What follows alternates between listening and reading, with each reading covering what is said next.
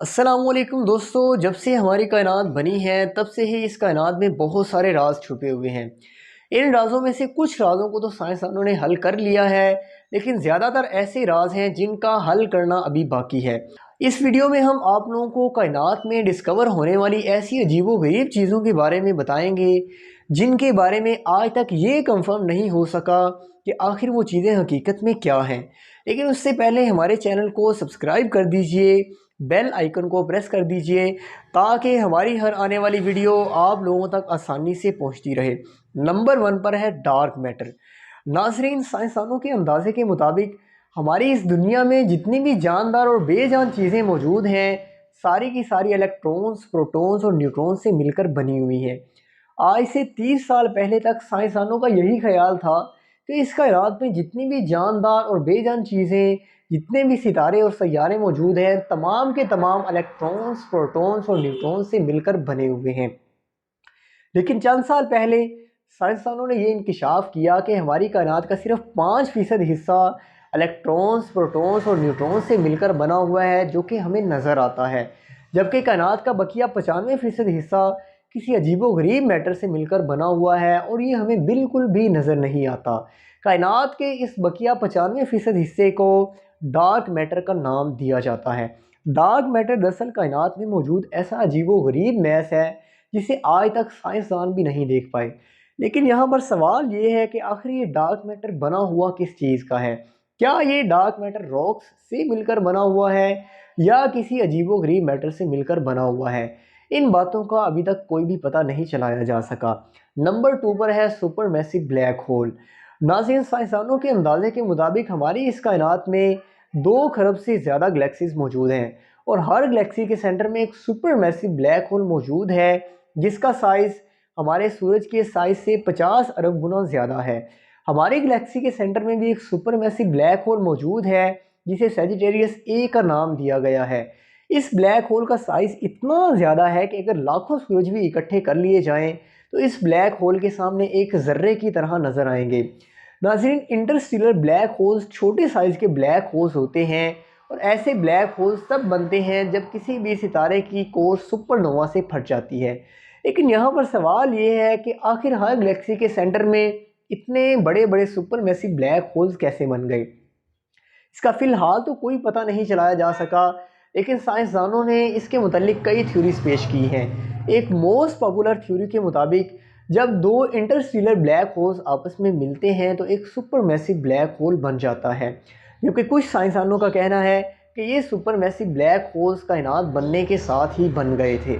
ये सब तो थ्योरीज हैं, लेकिन फ़िलहाल इसका कुछ पता नहीं चलाया जा सका कि आखिर सुपर मैसिव ब्लैक होल्स हर गैलेक्सी के सेंटर में कैसे बन गए। नाज़रीन, साइंसदानों ने स्पेस में एक और अजीबोगरीब ऑब्जेक्ट को डिस्कवर किया है जिसमें से हर 20 मिनट के बाद रेडियो वेव्स निकलती हैं। स्पेस में डिस्कवर होने वाला ये अजीबोगरीब ऑब्जेक्ट हमारी ज़मीन से 4000 लाइट ईयर्स दूर है और इसे 2018 में डिस्कवर किया गया था। शुरू में ये समझा जा रहा था कि ये अजीबोगरीब ऑब्जेक्ट एक न्यूट्रॉन स्टार हो सकता है, लेकिन कुछ ही अरसा बाद इस अजीबोगरीब ऑब्जेक्ट में से रेडियो वेव्स एकदम ही निकलना बंद हो गई। ये वाक़या एस्ट्रोनॉट्स के लिए बहुत ज़्यादा शॉकिंग था, क्योंकि आज तक स्पेस में कोई भी ऐसी चीज़ डिस्कवर नहीं हो सकी जिसमें से एकदम से रेडियो वेव्स निकलना बंद हो जाएं। इसके अलावा इस किस्म की रेडियो वेव्स पैदा करने के लिए चूँकि बहुत ज़्यादा एनर्जी की ज़रूरत होती है, इसलिए साइंसदान इन सिग्नल्स को एलियन सिग्नल्स मानने को भी तैयार नहीं थे। लेकिन डॉक्टर वाक हर्ली के मुताबिक ये अजीबोगरीब ऑब्जेक्ट एक न्यूट्रॉन स्टार हो सकता है। दरअसल न्यूट्रॉन स्टार्स तब पैदा होते हैं जब किसी भी बड़े सितारे का बैरूनी मटेरियल एक सुपरनोवा से फट जाता है। न्यूट्रॉन स्टार आहिस्ता आहिस्ता अपनी एनर्जी लूज़ करते जाते हैं और एक वक्त ऐसा आता है कि ये बिल्कुल ही गायब हो जाते हैं। लेकिन आखिर 2018 में डिस्कवर होने वाला वो अजीबोगरीब ऑब्जेक्ट क्या है, इसका फ़िलहाल कुछ भी पता नहीं चलाया जा सका। नाज़रीन, हमारी कायनात में जितनी भी जानदार चीज़ें, बेजान चीज़ें, जितने भी सितारे और सैयारे हैं, ये सारे के सारे मुख्तलिफ़ एलिमेंट से मिलकर बने हुए हैं, जबकि हमारी ज़मीन में ऑक्सीजन और नाइट्रोजन सबसे ज़्यादा मिकदार में पाए जाने वाले एलिमेंट्स हैं। बिग बैंग को स्टडी करने से ये पता चलता है कि हमारी इस कायनात में हर चीज़ में लिथियम सबसे ज़्यादा मिकदार में होना चाहिए, जबकि लिथियम हमारी कायनात में बिल्कुल थोड़ी मिकदार में पाया जाता है। कदीम सितारों पर मुशाहिदात करने से भी यही पता चलता है कि इन सितारों में लिथियम सबसे ज़्यादा मिकदार में होना चाहिए, जबकि ऐसा बिल्कुल भी नहीं है। यहाँ पर सवाल ये पैदा होता है कि आखिर बिग बैंग के वक़्त पैदा होने वाला इतना ज़्यादा लिथियम कहाँ गायब हो गया? क्या उस लिथियम को ज़मीन खा गई या उस लिथियम को आसमान निकल गया? इस बात का फ़िलहाल तो कोई पता नहीं चलाया जा सका, लेकिन इसके मुतल्लिक कुछ साइंसदानों ने अपनी थ्योरीज पेश की हैं। एक मोस्ट पॉपुलर थ्योरी के मुताबिक हो सकता है ये लिथियम बड़े बड़े सितारों के सेंटर में मौजूद हो और इन सितारों की इतनी ज़्यादा रोशनी की वजह से इसे टेलीस्कोप की मदद से भी ना देखा जा सकता हो। ये सब तो थ्योरीज हैं, लेकिन फ़िलहाल इस बात का पता नहीं चलाया जा सका कि आखिर बिग बैंग के वक़्त पैदा होने वाला इतना ज़्यादा लिथियम कहाँ चला गया।